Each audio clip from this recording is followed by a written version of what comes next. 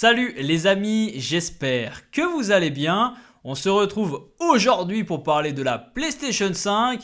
Et oui, ça fait déjà 1 an qu'elle est sortie, la petite. Donc j'imagine que vous êtes quand même de plus en plus nombreux à posséder le sésame, la PlayStation 5. Même si certains ont encore un peu de mal à l'avoir. Donc je me suis dit pourquoi pas vous préparer une petite vidéo en vous présentant quelques astuces plutôt sympathique sur la PS5. J'ai préparé un petit sommaire des familles, donc n'hésitez surtout pas à vous rendre directement dans la partie qui vous intéresse. Installez-vous confortablement, on regarde tout ça dans cette vidéo. Allez, c'est parti. La première astuce, elle n'est pas vraiment connue des joueurs, mais c'est une astuce qui est plutôt incroyable. Vous pouvez, depuis votre PS5, depuis les menus, configurer le niveau de difficulté des jeux sans avoir à le remodifier systématiquement lorsque vous achetez un nouveau jeu. Donc ça c'est plutôt intéressant et très pratique. Donc je vais vous montrer comment ça marche. Alors on va se rendre dans les paramètres de la console.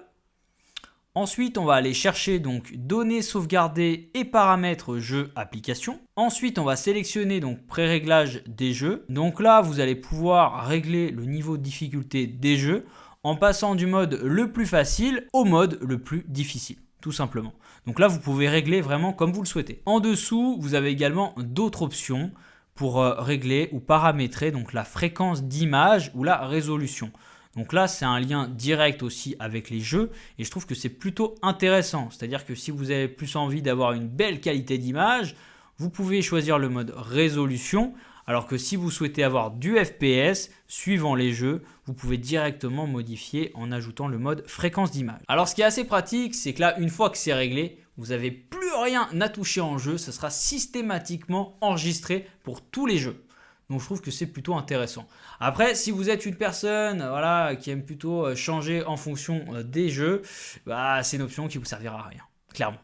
La deuxième astuce consiste justement à connaître le nombre d'heures de jeu que vous avez pu passer sur un jeu en particulier ou sur l'ensemble de votre catalogue de jeux. Alors pour le coup, c'est super simple à vérifier, donc on regarde ça ensemble. Il vous suffit d'aller donc sur votre avatar, donc dans votre menu principal. Donc vous allez sur votre profil, puis dans Jeux. Et vous verrez le nombre d'heures que vous avez consacré à chacun d'entre eux. Alors, il inclut également les jeux PS4, au cas où vous joueriez donc avec un compte ayant également été utilisé sur la console précédente.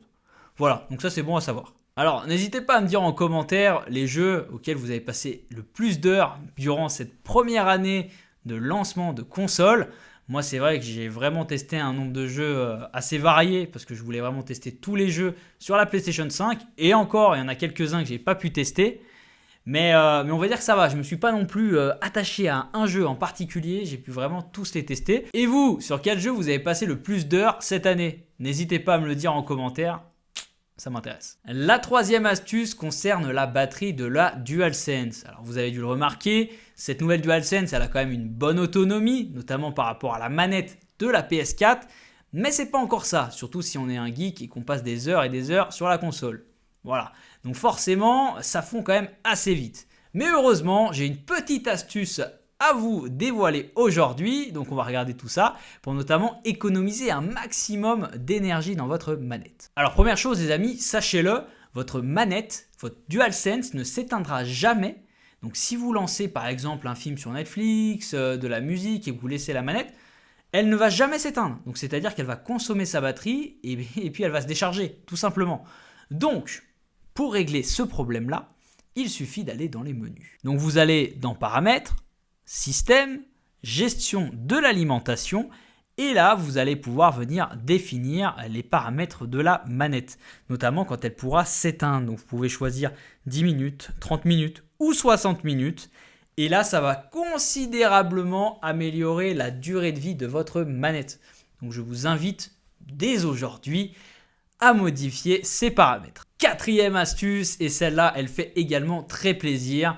Avec l'arrivée de cette nouvelle PlayStation 5, vous l'aurez sans doute remarqué, il y a un nouveau menu qui apparaît donc quand vous appuyez sur la touche PS.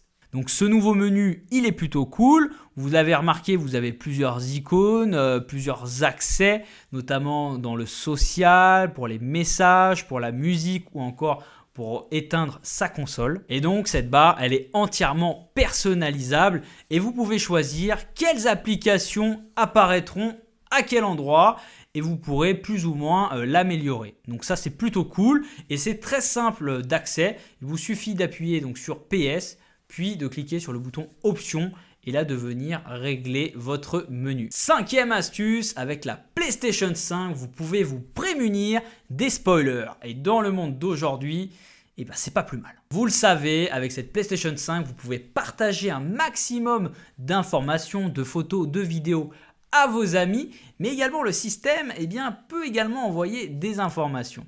Donc pour se prémunir de tout ça, vous avez un petit paramètre à faire. Alors pour ce faire, c'est très simple. Rendez-vous donc dans Paramètres, Données sauvegardées et paramètres des jeux applications, puis sélectionnez donc Avertissement sur la présence de spoilers. Après, vous pouvez choisir deux options, soit les spoilers par les développeurs de jeux ou tout ce que vous n'avez pas encore vu. Alors moi perso, c'est vrai que j'ai tout activé parce que c'est vraiment très énervant de se faire spoiler un jeu.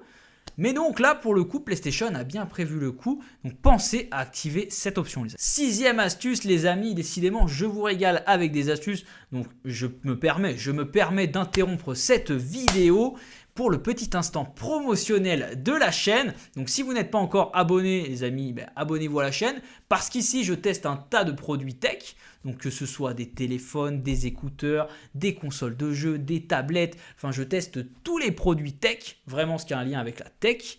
Et également, je fais, comme cette vidéo, par moment des tutos. Donc sur tout ce qui est possible de faire, des tutos tech également. Donc je vous rends service, je vous donne des petites astuces par-ci par-là. Donc si c'est un univers qui vous intéresse, n'hésitez pas, hop, on s'abonne et on active la petite cloche. Voilà. Maintenant que c'est fait, on continue la vidéo. Alors la sixième astuce, donc vous pouvez dicter vos messages par la voix. Donc que ce soit à vos amis, mais également quand vous souhaitez donc publier par exemple une capture d'écran sur Twitter, vous pouvez lui dicter le message. Alors là c'est vraiment très simple, je ne vais pas rentrer dans le détail. Vous l'avez vu, vous l'avez certainement remarqué, dès lors que vous souhaitez écrire un message, vous avez la petite icône, vous savez, le microphone, comme on peut retrouver sur un smartphone.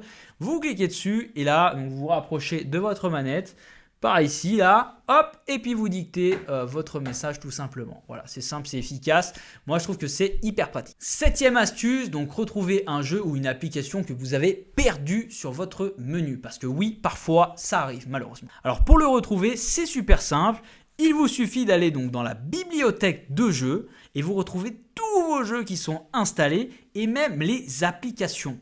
Donc ça, c'est pas mal du tout et c'est super simple à retrouver. Voilà. Dernière astuce, la team, et oui déjà, cette vidéo touche à sa fin malheureusement. Mais comme on dit, toutes les bonnes choses ont une fin. Alors cette console n'est pas fournie avec un énorme stockage de base, même si c'est marqué 1 Tera, et finalement on se retrouve plutôt avec 600 Go. Donc ça fait mal, donc finalement dès qu'on commence à installer 1, 2, 3, 4 jeux, le stockage rétrécit énormément. Donc pour lutter contre ce phénomène terrible, j'ai la solution. Alors on va aller tout simplement dans les paramètres, options, puis dans capture et diffusion, choisir l'option trophée et enfin, donc là vous aurez l'option, vous pouvez sauvegarder des captures d'écran, des trophées ou sauvegarder les vidéos des trophées automatiquement. Alors ça, voilà, c'est d'office, hein, c'est automatiquement, c'est présélectionné par le système et ça prend quand même de la place. Surtout quand vous commencez à jouer à 5, 6, 7, 8, 10 jeux et qu'à chaque fois, vous allez chercher les trophées platine, etc. Et ça va vous sélectionner à chaque fois que vous allez remporter un trophée, ça va vous faire une capture d'écran, même une capture vidéo du moment où vous allez gagner le trophée. Donc ça va vite durer 5, 10, 15 secondes et cumulé à tous les jeux et à tous les trophées, ça prend pas mal de place. Donc moi, je l'ai désactivé tout simplement.